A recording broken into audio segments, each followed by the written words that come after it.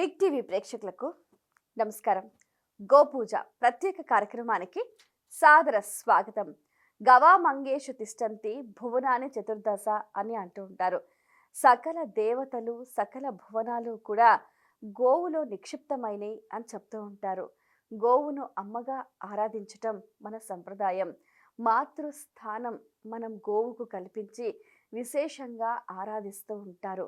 ఈ క్రమంలో గోవుకున్న వైశిష్టం ఏమిటి, నిత్య జీవితంలో గోవు ప్రాధాన్యత ఏమిటి, ఆ పాత్ర ఏమిటి, దానికి ఉన్న ఔన్నత్యం ఏంటి, మనం గోవును ఏ విధంగా సంరక్షించుకోవాలి, గో సేవ చేయటం వల్ల ఎటువంటి ఫలితాలు ఉంటాయి, ఇలాంటి ఎన్నో అంశాలకు సంబంధించి వివరాలు తెలియజేయడానికి ప్రముఖులు మనతో పాటు ఉన్నారు.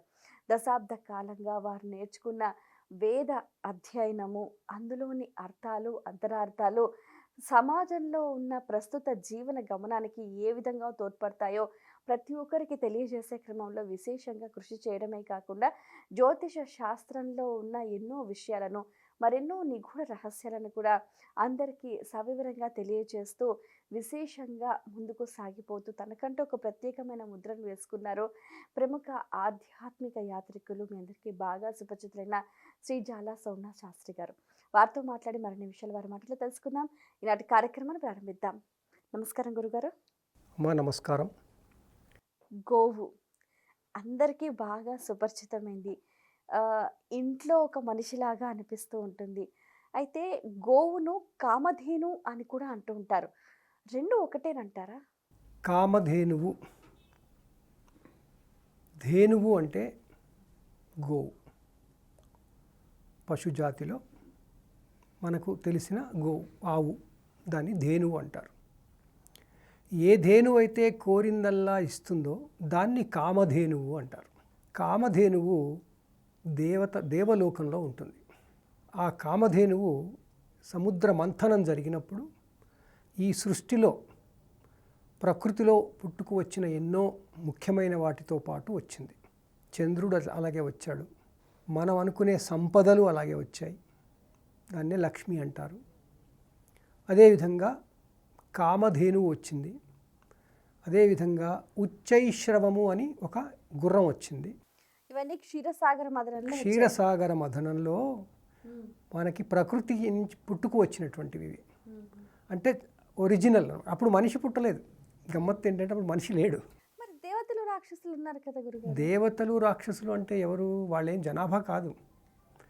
దేవతలు అంటే దేవతా శక్తి అంటే పాజిటివ్ ఎనర్జీ, రాక్షసులు అంటే నెగిటివ్ ఎనర్జీ. ఈ రెండు ఎలక్ట్రోమాగ్నెటిక్ ఎనర్జీని కలిసినప్పుడు, అంటే పాములను కలిసినప్పుడు ప్రకృతి పుట్టింది. ఈ దేవతలంతా కలిసి ఆ జంతువు లోపల ఎలా నిక్షిప్తమయ్యారు? జంతువు లోపల నిక్షిప్తం కాలేదమ్మా. దేవతలు అంటే మనం అనుకున్నాం ఎనర్జీస్ అని, శక్తులు. రకరకాల శక్తులు ఉన్నాయి, అందుకే ఎంతోమంది దేవతలు ఉన్నారు. ఈ దేవతలు ఎక్కడుంటారు అంటే ప్రపంచం అంతా వ్యాపించి ఉంటారు. అంటే విశ్వం అంతా కూడా ఉన్నది శక్తిమయం. సర్వదేవతామయమైందే అది పరాశక్తి అన్నాం మనం మళ్ళా. అందువల్ల ఆ శక్తులన్నీ కూడా మళ్ళీ దానికి ఒక మాదిరి, ఒక రెప్లికా, ఒక సింబాలిక్గా ఒక ఏదన్నా ఒకటి ఉంది అనుకుంటే అది మనకి ధేనువు. ఆ కామధేనువులో అన్ని శక్తులు ఉంటాయి. ఎక్కడ శక్తులవి? గవాం అంటే ఆవు యొక్క, అంగేషు అంటే అంగములలో, తిష్టంతి అంటే ఉన్నది, కూర్చుని ఉన్నది, తిష్ట వేశారంటాం చూడు, తిష్టంతి భువనాని చతుర్దశి అంటే చతుర్దశ భువనములు ఉన్నాయి. చతుర్దశ భువనములు అంటే 14 లోకాలు. 14 లోకాలు అంటే మనకు తెలిసిన విశ్వం. మనకి భూమి మీద మనం ఉన్నాం, భూమికి పైన 7 లోకాలు, కింద 7 లోకాలు అంటాం మనం. ఈ మొత్తం 14 లోకాలు గవాం అంగేషు అంటే ఆవు యొక్క శరీరంలో ఉంటాయి అని. దాని అర్థం వాళ్ళందరూ వచ్చి కుర్చీ వేసుకొని కూర్చుంటారని కాదు. అదేంటంటే ఆవు యొక్క ఆ బాడీలో ఆవు మాత్రమే అన్ని ఎనర్జీస్ ఉంటాయి ఒక దగ్గర. ఏదో ఒక అంగంలో ఉంటాయి, అన్ని చోట్ల అని కాదు. ఒక దగ్గరే కూర్చోరు వాళ్ళు. మళ్ళీ దానికి వర్ణాలు ఉన్నాయి. కొమ్ముల దగ్గర ఎవరు ఉంటారు, కళ్ళ దగ్గర ఎవరు ఉంటారు, తోక దగ్గర ఎవరు ఉంటారు, ఇవన్నీ ఉంటాయి. ఆ విధంగా ఒక ఆవుని మాత్రమే వాళ్ళు గుర్తించారు. ఎవరు? ప్రాచీన కాలంలో మన ప్రకృతి మీద పరిశోధన చేసినటువంటి ఋషులు, వాళ్ళు శాస్త్రజ్ఞులు. అప్పుడు మనకి అవసరంగా ప్రకృతిలో ఏమేమి ఉంటాయి, మనకి వాటి వల్ల ఏం లాభం అని కనుక్కున్నప్పుడు వాళ్ళకి అంది వచ్చిన సమాచారం ప్రకారం మనకి కనపడే అన్ని జంతువుల్లోకెల్లా ఆవుకి మాత్రమే ఆ విశేషత ఉంది అని వాళ్ళు ఆనాడు గుర్తించారు. ఇప్పుడు ఆవుకి ఏంటంటే విషం ఇచ్చినా కూడా దాన్ని అమృతంగా మార్చగల శక్తి ఉందంట, నిజమేనంటారా? అమ్మ అలాగని మనం పాయిజన్ తీసుకెళ్ళి ఆవుకు తాగించకూడదు. అలా అని కాదు. చెప్తున్నాను, మనం ఎలా తయారయ్యామంటే అది చేస్తుంది కదా నేను ఇప్పుడు విషం ఇచ్చి చూస్తాను అంటే అది సరిపోతుంది. అలా కాదు. ఆవులో ఉన్న గుణాలు, ఆవు యొక్క బాడీ అనుకోండి, శరీర లక్షణాలు, శరీరంలో ఉన్నటువంటి గుణాలు, ఇవి ఏదైనా విష పదార్థం కనుక మనకి ఎక్కి ఉంటే ఆ ఆవు యొక్క గోపంచకంతో అనేటువంటి పంచకవ్యములు అంటారు, వాటితో మనం దానికి చికిత్స చేసినట్టయితే విషం విరుగుడవుతుంది. అంతేగాని విషం ఇచ్చి అది బతుకుపోతుంది అట్లా అనుకోవడానికి వీల్లేదు. ఇదంతా సింబాలిక్గా చెప్పుకోవడానికి. కానీ వాళ్ళు చేసిన రీసెర్చ్ ప్రకారం మనకి ఆవు అనేది అది ఏమంటాము మల్టీపర్పస్ యూటిలిటీ ఉన్న ఒక జీవించే ప్రాణి మన కోసం. అట్లా ఆవు యొక్క మహత్యం అది. మనం గమనిస్తే కూడా గో పంచకం అనేదాన్ని చాలా సందర్భాల్లో నిత్య జీవితంలో వాడుతూ ఉంటాం. దాని వైశిష్ట్యం మనకి గో పంచకం అంటే తెలుసు. ఏమిటంటే ఆవు మూత్రం, ఆవు మలం, ఆవు పాలు, ఆ పాలలో నుంచి వచ్చినటువంటి పెరుగు, ఆ పెరుగులో నుంచి వచ్చినటువంటి నెయ్యి, ఈ ఐదింటిని అంటారు.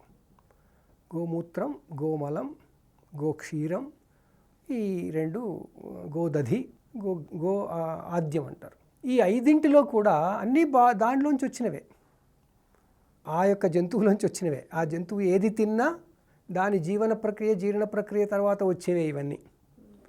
ఆ వాటిల్లో మనకి ఋషులు గమనించింది ఏంటంటే దాని శరీరంలోంచి వచ్చిన ఈ 5 కూడా మన శరీరాలలో, మన కోసం, మన వాతావరణంలో, మన చుట్టూ ప్రాంగణంలో చేసుకుంటే మనకి ఎంతో యాంటీబయాటిక్గా ఉంటాయని తెలుసుకున్నారు. అందువల్ల ఆవు పేడతో ఇంటి ముందు కళ్ళాపు చల్లుకునేవారు. ఆవు మూత్రాన్ని ఔషధుల్లో వాడేవారు, ఆయుర్వేదంలో వాడతారు. ఆవు పాలు తాగితే మనకి ఆరోగ్యంగా ఉంటామని పాలు తాగుతాం. దాంట్లో నుంచి పెరుగు చేసుకుని తినాలి, దాంట్లో నుంచి మళ్ళీ నెయ్యి చేసుకుని వాడుకోవాలి. ఆవు నెయ్యి హోమంలో వేస్తే ఆ హోమంలోంచి వచ్చేటువంటి పొగ మనకి కావలసిన తీరుగా మన వాతావరణాన్ని చేయగలుగుతుంది. ఏ యాగం చేస్తే దానికి సంబంధించిన మిగతా హోమ సామాగ్రి వాడతాం, అన్నిటికీ మళ్ళీ లూబ్రికేషను, ఫ్యూయల్ ఏంటి అంటే ఆవు నెయ్యి. అందువల్ల ఆవు నెయ్యి అనేది అత్యుత్తమమైన ఒక మనకి అందుబాటులోకి ప్రకృతి ఇచ్చినటువంటి ఒక మహత్తరమైన పదార్థం. అలాగే ఆ ఆవు పంచకవ్యాలు అంటారు. ఈ పంచకవ్యాలు వెనకటి కాలంలో యజ్ఞాలు చేసేవాళ్ళు ముందు పంచకవ్యాలు తీసుకోవాలి. అప్పుడు వాళ్ళ బాడీ పరిశుభ్రం అవుతుంది. అప్పుడు ఆ యజ్ఞం చేస్తే ఆ యజ్ఞ ఫలితాలు వస్తాయి. యజ్ఞం అంటే ఏదో కోరికలతో చేసేది కాదు, ప్రకృతి కోసం చేసేది, ప్రకృతిలో సమతుల్యత కోసం చేసేది. ఆ యజ్ఞాలు చేయడంలో ఆవు నెయ్యి అందుకోసం వాడతారు. ఆవుని అందుకే మన వాళ్ళు గుర్తించిన తర్వాత అత్యున్నత స్థానం ఇచ్చారు దానికి. మనం గమనిస్తే కూడా గురుగారు, ఆవు తెల్లగా ఉంటుంది, కపిల వర్ణంలో ఉంటుంది, నల్లగా ఉంటుంది. ఈ వర్ణాల వైవిధ్యం గురించి చెప్పండి. దీనికి మనకు జీవశాస్త్రంలోకి వెళ్ళి వైద్యశాస్త్రంలో కూడా వెళ్ళాల్సి ఉంటుంది. ఆవు యొక్క చర్మపు రంగు, ఆవు చర్మపు రంగు కారణంగా ఆ ఆవులో ఉండేటువంటి వాటిల్లో క్వాలిటీ మారిపోతుంది. కపిల గోవు క్షీరం, ధవళ గోవు క్షీరం, వాటిలో ఏదో తేడా ఉండి ఉంటుంది. అందువల్ల మన వాళ్ళు ఏం చేశారు, ఈ ఎక్స్క్లూజివ్గా ఎక్కువగా లేనివి ప్రత్యేకంగా కనిపించేటువంటి కొన్ని జంతువుల చర్మంతో రంగుతో ఉన్నటువంటి జంతువులని, ముఖ్యంగా నలుపు దాన్ని కపిల వర్ణము అంటారు. సో కపిల గోవులు అంటారు.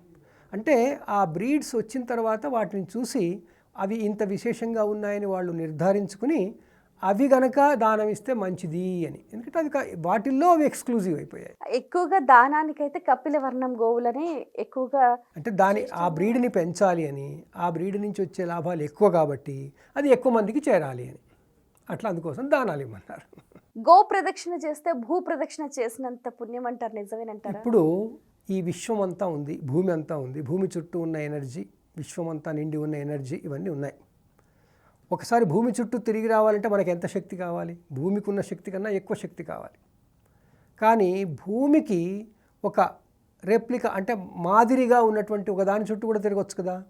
ఆ క్రమంలో మన వాళ్ళు ఈ భువనాని చతుర్దశి అంటే అన్ని 14 భువనాల ఎనర్జీ అంతా ఉన్నటువంటి ఆవు చుట్టూ తిరిగితే ఆటోమేటిక్గా అన్ని లోకాలు తిరిగి వచ్చినట్టు అవుతుందిగా. అందువల్ల ఒక ఆవు చుట్టూ తిరగడం అనేది తీసుకొచ్చారు. ఈ గోగ్రాసం అందిస్తే వంశాభివృద్ధి జరుగుతుందని, సుఖ సంతోషాలు కలుగుతాయని, కోరిన కోరికలు తీరుతాయంటారు. నిజమేనంటారా? తప్పకుండా. ఎందుకంటే ఆవు గ్రాసం తిన్నప్పుడు ఆ ఆవు యొక్క ఆత్మ ఆనందపడుతుంది, ఆకలి తీరింది అని, ఎక్కువ కష్టం లేకుండా. ఎప్పుడైతే ఆవులోని ఆత్మ ఆనందం పొందుతుందో ఆ గ్రాసం ఇచ్చినందుకు పొందింది. అందువల్ల ఆ ఆత్మ పొందిన ఆనందం కారణంగా తనలోనే ఎన్నో పాజిటివ్ ఎనర్జీ వైబ్రేషన్స్ వస్తాయి.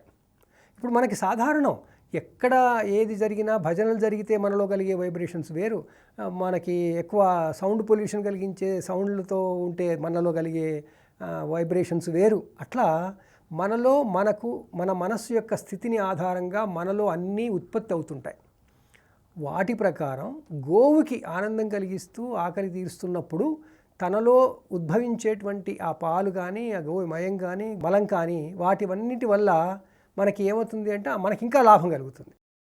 మనందరికీ లాభం కలుగుతుంది అంటే అందరి దేవతలకి లాభం కలుగుతుంది, అన్ని ఎనర్జీస్కి శాంతి కలుగుతుంది. ఆ రకంగా మనకు అన్నీ బాగుంటాయి. ఆ విధంగా మనకి వంశాభివృద్ధి అవుతుంది, అంటే ఎనర్జీ వస్తూ ఉంటుంది, మనలో ఉన్న లోపాలు తగ్గిపోతూ ఉంటాయి. అలా ఇన్ని జంతువులు ఉండగా కూడా మానవుడు ఆవునే దైవంగా పూజిస్తున్నాడు. అందులో ఉన్న ఇది అంతరార్థం. ఒకటి. ఈ దైవము అనేది దైవత్వం ఎందుకు ఇచ్చారు అంటే, అసలు దైవము అంటే ఎవరు అంటే మన శక్తి కన్నా ఎక్కువ శక్తిని దైవం అన్నాం మనం. ఆవులో మనకు తెలియనివి, మనలో లేనివి ఆవులో ఉన్నాయి. ఈ ఆవులోనే ఉన్నాయి, మిగతా వాటిల్లో ఉన్నాయా లేవా అనేది మనం పరిశోధించాలి. ఋషులు ఆల్రెడీ వేల సంవత్సరాలు పరిశోధించి వాళ్ళన్నింటినీ పట్టుకుని ఈ ఏనుగును, గుర్రాన్ని, ఆవును మాత్రం పట్టుకున్నారు. ఓహో. అందువల్ల ఆ మూడు మనకి క్షీరసాగర మదనంలో వచ్చాయని చెప్పారు. క్షీరసాగర మదనంలో మరి మిగతా జంతువులు పులి వచ్చిందని ఎక్కడా లేదు, ఎలుక వచ్చిందని లేదు కదా. ఎందుకు అంటే ఈ జంతువులన్నీ తర్వాత కాలక్రమంలో పరిణామక్రమంలో వచ్చేసాయి. వాటి వల్ల మనుషులకి పెద్ద లాభాలు ఏమీ ప్రత్యేకంగా లేవు. ఎందుకంటే కాస్మిక్ ఎనర్జీ క్రియేషన్లో వచ్చినవి కాబట్టి వాటిలో ఉన్న పరిపూర్ణత్వం అనేది మనకి తర్వాత అనుభవించడానికి దొరికింది. కాబట్టి గుర్రము శక్తికి సంబంధించింది, అందుకే హార్స్ పవర్ అంటాం మనం, అశ్వశక్తి. ఆ విధంగా గుర్రానికి మొత్తం టోటల్గా హోలిస్టిక్గా ఆవుకి, ఆ తర్వాత ఏనుగుకి ఎందుకు అంటే సునిశిత పరిశీలన దృష్టి. ఏనుగు తన తొండంతో సూదిని కూడా తీసుకోగలుగుతుంది. అందువల్ల మనలో ఉండే సునిశిత పరిశీలన శక్తికి ప్రతీకగా ఏనుగుని తీసుకొచ్చారు. ఆ ఏనుగు తలనే గణపతికి పెట్టారు. ఈ గుర్రానికి వచ్చేసరికి అశ్వశక్తి. ఆ అశ్వాలు మళ్ళీ అందరికీ సూర్యుడికి రథాలని చెప్పారు. ఏదైనా శక్తే, అశ్వము అంటే శక్తి అని ఇంకొక అర్థం కూడా ఉంటుంది. సో ఆ విధంగా ఈ మూడు జంతువులకి ప్రాముఖ్యత ఇచ్చి డైలీ లైఫ్లో మనకి ప్రకృతిలో మనకి దగ్గరగా ఉండి సాధువై మనం మళ్ళీ అదిలిస్తే తాను మన కంట్రోల్లో ఉంటూ మనకి ఎప్పుడూ దగ్గరగా ఉండేటువంటి ఒకే ఒక్క జంతువు ఆవు. ఈ ఆవు కారణంగా మనకి వ్యవసాయానికి కావలసిన ఎద్దులు లభిస్తాయి. ఆవు కారణంగా మన ఇంట్లో అన్ని కల్పవృక్షం అంటాం, అది అందుకనే కల్పవృక్షం అన్నట్టుగా ఇది కామధేను అన్నారు. సో మనకి ఏది కావాలంటే అది ఆవు నుంచి వస్తుంది. ఈ కాలంలో మనకి కాస్మెటిక్స్ ఇవన్నీ కావాలంటే అది వేరే విషయం, కానీ ఆ కాలంలో ఒక మానవులకి సాధారణ మానవ జీవితానికి కావాల్సినవన్నీ ప్రకృతి నుండి ఒక ఆవులోంచే వచ్చేవి. ఆవులో కూడా మనకు కొంత రేడియస్ వరకు కూడా దాని ఆరా బాగుంటుందని. ఇప్పుడు ఆరా అంటే మనందరికీ తెలిసిందే, ప్రతి మనిషికి ప్రతి ప్రాణికి ఆరా ఉంటుంది. ఇప్పుడు ఒక పాముకి ఆరా ఉంటుంది. ఆ ఆరా కారణంగా మనం భయపడిపోతాం. అసలు నిజానికి పాము మనకన్నా చాలా చిన్నది, కానీ ఆ పాముకి చాలా దూరంగా ఉంటాం. అంటే దాని ఆరా అలాంటిది, అది నెగిటివ్ ఆరా మనకి. అదేవిధంగా మనిషికి ఆరా ఉంటుంది, అలాగే ఆవుకి ఆరా ఉంటుంది, అన్ని జంతువులకు ఉంటుంది. కానీ ఆవుకు ఉన్న ఆరా సైంటిఫిక్గా రుజువైంది. ఓకే. ఆవుకి కొంత దూరంలో నిలబడి తిరిగితే ఆ మనిషిలోని కొన్ని శరీరంలో ఉన్న కొన్ని గుణాలు మారిపోయాయి. అందువల్ల అది ప్రూవ్ అయిందనమాట. ఈ మధ్యకాలంలో చాలా వస్తున్నాయి, అది ఆవు చుట్టూ తిరిగితే చాలా లాభం అవుతుందని. గోపూజ ఎలా చేయాలంటారు? ముందు ఆవుని ఒక సామాన్య పశువుగా గుర్తించాలి. ఆ తర్వాత దానికి కావలసిన సౌకర్యాలు కలిగించాలి. గడ్డి పెట్టడం, గ్రాసం ఇవ్వడం, తర్వాత అది ఎలాగో వదిలేవన్నీ పరిశుభ్రమైనగా మంచి చేస్తాయి కాబట్టి అది ఉండే చోటుని శుభ్రంగా ఉంచాలి. సో మనం గోవులకి సేవ చేయడము అంటే గోశాలకి వెళ్ళాలి, గోవుల దగ్గర పరిశుభ్రం చెయ్యాలి, మనమే చెయ్యాలి. మనం చేస్తే ఆ పేడ పట్టుకున్నందుకు, ఆ వాసన వచ్చినందుకు నిజానికి మన శరీరంలోనే మంచి మార్పులు వస్తాయి. ఓకే. అందువల్ల గోపూజ. పూజ అంటే ఏముంది, మన కోసం, మన శరీరం కోసం ఏదో ఒకటి చేయడం. ఆ గోపూజ చేస్తే ఆటోమేటిక్గా నేచురల్గా మనకి అన్నీ లభిస్తాయి. ఆ విధంగా పూజ చేయాలి. దానికి పూజ చేయడం అంటే పట్టుకొని కూర్చోబెట్టి పూలదండ వేసి పసుపు కుంకుమలు పెట్టి అని కాదు. అవన్నీ సింబాలిక్గా చేయడం కొరకు చెప్పిన విధానాలు. గోసేవ ఎలా చేయాలంటారు? గోసేవ నేను ఇప్పుడు అంతకుముందు అన్నట్టుగా గోశాలలకి మనం వీలైనంత సహాయ సహకారాలు అందించాలి. మనం వెళ్ళి చేయడం కానీ, లేదా చేస్తున్న వాళ్ళకి ప్రోత్సాహకరంగా వాళ్ళకి అన్ని రకాల వసతులు కల్పించడం కానీ, అంటే గోశాలలకి దాన ధర్మాలు చేయడంతో, కావలసిన గ్రాసం తెప్పించి ఇవ్వడంతో, ఇలాంటివి మనం చేస్తే గోసేవ అవుతుంది.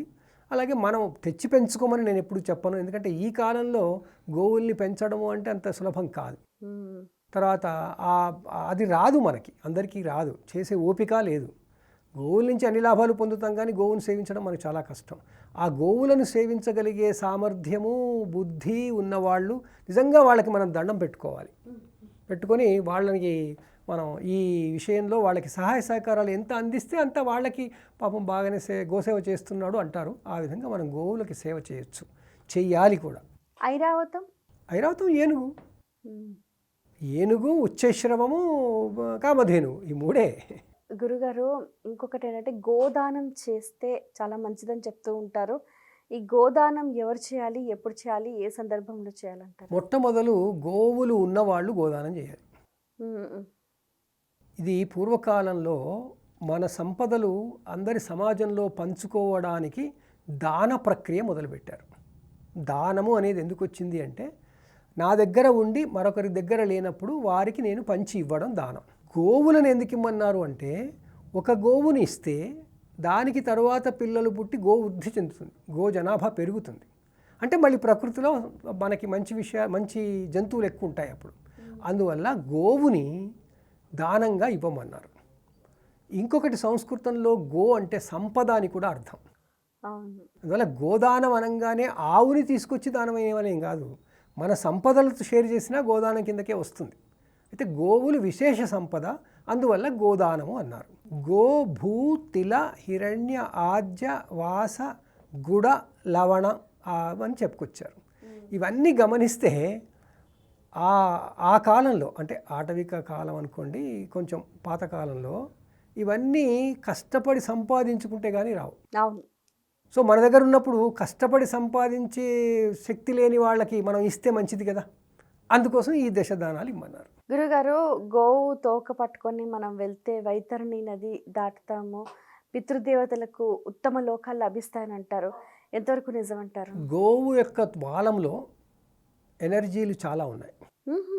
ఈ 14 లోకాల్లో ఉన్న ఎనర్జీస్లో గోవు తోకలో చాలా మంచి ఎనర్జీస్ ఉన్నాయి. అందువల్ల గో పూజని తోక దగ్గరే చేయమంటారు. వాళ్ళ పూజని కాదు, గో పూజ అంటేనే వెనక చేయాలి, పృష్ఠభాగం, గోపృష్ఠం దగ్గర. ఆ చేస్తున్నప్పుడు ఆ గోవు యొక్క ఆలంలోంచి వచ్చేటువంటి ఆ శక్తి తరంగాలు ఏవైతే ఉంటాయో, ఆ ఆరా ఏదైతే ఉంటుందో, అది మనకి అన్ని రకాలుగా మేలు చేసేది అవుతుంది. అందుకనే దాన్ని తల మీద కొట్టుకోమంటారు. సంతానం లేని వారికి కూడా ఆ వాలం స్పృశిస్తే, ఆ వాలాన్ని కనుక కడుపుకి తగిలించుకుంటే కడుపులో ఉన్న దోషాలు ఏమైనా ఉంటే పోతాయని. కేవలం ఆ వాలం స్పృశిస్తే చాలంటారా? అదే నేచర్లో ఉన్న విషయం, మన ఋషులు కనుక్కున్నది అదే. అంత శక్తి లేకపోతే దీపం దగ్గర పెడితే, దీపం దగ్గర చేయి పెడితే ఎందుకు మండుతుంది? ఆ దీపం చల్లగానే కనపడుతుంది మనకు, కానీ దీపం దగ్గరికి మన చేయి తీసుకుపోతే మనం ఇది అవుతుంది కదా, మండుతుంది కదా. అట్లా మనకి దేని నుంచి ఏది రేడియేట్ అవుతుందో మనకు తెలియదు. ఈ రేడియేషన్ అనేది ఈ తోకలోంచి వచ్చే రేడియేషన్ కారణంగా ఒక మనిషి స్త్రీ యొక్క అంటే సంతానం కాని స్త్రీ యొక్క కడుపులో ఉండే ఏవైనా దోషాలు ఉంటే అవి పోతాయి అని.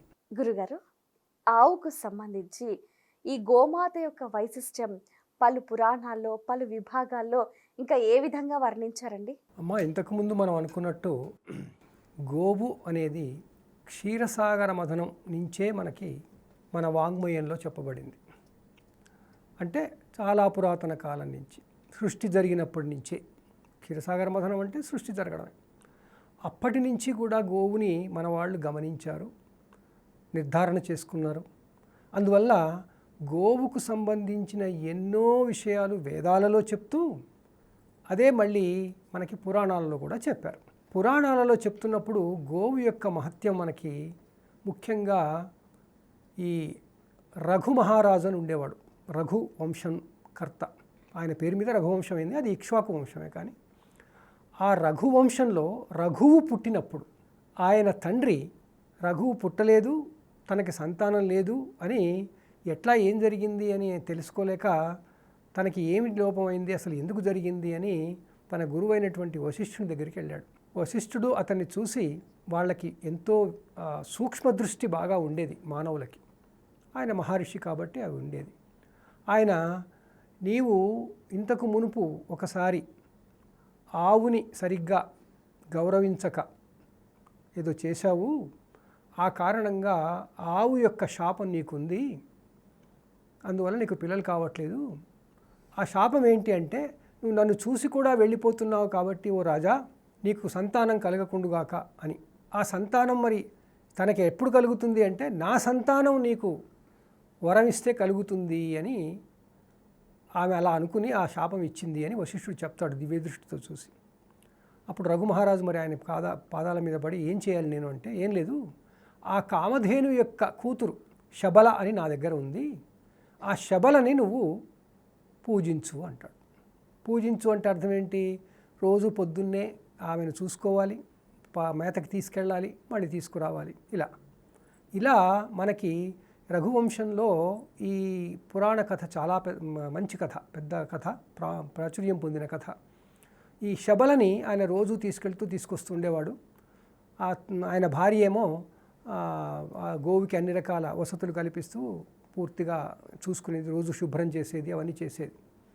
ఆ విధంగా చేస్తున్నప్పుడు ఒకరోజు, కొన్ని రోజులైన తర్వాత ఆ శబల ఈ రాజును పరీక్షించదలుచుకుంది. అది వెళ్ళింది, మేతకు వెళ్ళినప్పుడు ఒక గుహలోకి వెళ్ళిపోయింది. ఈయన మేత మేస్తూ వెళ్ళింది కదా, లోపల ఏమైనా తినొస్తుందిలే అని ఊరుకున్నాడు. కానీ ఇంతలో ఆమె అంబారావం వినపడింది. అంటే బాగా బాధపడి మొత్తుకున్నట్టు. ఏమిటబ్బాయి ఆవు ఇలా మొత్తుకుంది అని చెప్పేసి వెంటనే అతను వెళ్ళి లోపల చూస్తే ఒక సింహం ఈ శబలని తింటున్నట్టుగా కనబడింది. వాయమ్మో అని చెప్పేసి వెంటనే సింహం దగ్గరికి వెళ్ళి, నా శబలని వదిలేసేయండి. అప్పుడు అంతా మరి పరిభాష ఎలా ఉండేదో, కమ్యూనికేషన్ ఎలా ఉండేదో, ఆ రాజు సింహాన్ని చెప్తాడు, వద్దు నువ్వు తినొద్దు అంటాడు. నువ్వు రాజువే కావచ్చు కానీ నా ఆహారం కాబట్టి నేను తింటాను అని, ఆకలిస్తుంది తింటాను. నీ ఆహారమే కానీ నువ్వు తినొద్దు అంటే, ఆ ధర్మం ఉంది కదా, నేను తినొచ్చు కదా అంటే, కరెక్టే కానీ నన్ను తిను నువ్వు, ఎందుకంటే నా గురువుగారు నాకు ఇచ్చారు ఈ శబలని రక్షించమని, ఆమెను రక్షించే బాధ్యత నాది, నా బాధ్యతలో నేను నా ప్రాణం పోగొట్టుకుంటాను కానీ ఆమె ప్రాణం పోనివ్వను, అందుకోసం నన్ను భక్షించు అంటాడు. అప్పుడు ఆ సింహము అలా అంటుంది, నిన్నెట్లా భక్షిస్తాను, నీకు కావాలంటే నీ రాజు కాబట్టి నీ దగ్గర బోలెడు ఆవులు ఉంటాయి కాబట్టి ఏదో ఒక ఆవుని ఆయనకి ఇచ్చేసి గురువుగారికి ఇచ్చేసి చెప్పుకోవచ్చు కదా అంటే, అది కాదు ఇదే అని చెప్పేసిన తర్వాత కొంత వాదన జరిగిన తర్వాత ఆ రాజుకి ఈ సింహం సరే అంటుంది. అప్పుడు అతను దాని ముందు నిల్చుని కళ్ళు మూసుకొని నన్ను భక్షించు అని కూర్చుంటాడు. ఏమి జరగదు, చప్పుడు ఉండదు. ఏంటని కళ్ళు తెరిచి చూస్తే తన పక్కనే శబల నిలబడి ఉంటుంది, సింహం కనబడదు. ఆ శబల అప్పుడు అంటుంది, రాజా నీ భక్తికి మెచ్చాను, నీ విద్యుక్త ధర్మాన్ని నువ్వు పాటిస్తున్నావు, నాకు చాలా సంతోషం కలిగింది, నీకు నేను సంతానాన్ని వరమిస్తున్నాను అని పదండి అని వెళ్ళిపోతారు. అట్లా ఈ ఆవులని దేవతా స్వరూపాలుగా, మనకి వరమిచ్చే దేవతలుగా అన్ని పురాణాలలో చెప్పుకుంటూ వస్తారు. ఇంకొక అవతారంలో కూడా 100 గోవులు దానం చేశారని అంటారు. కృష్ణ అవతారమా గురుగారు?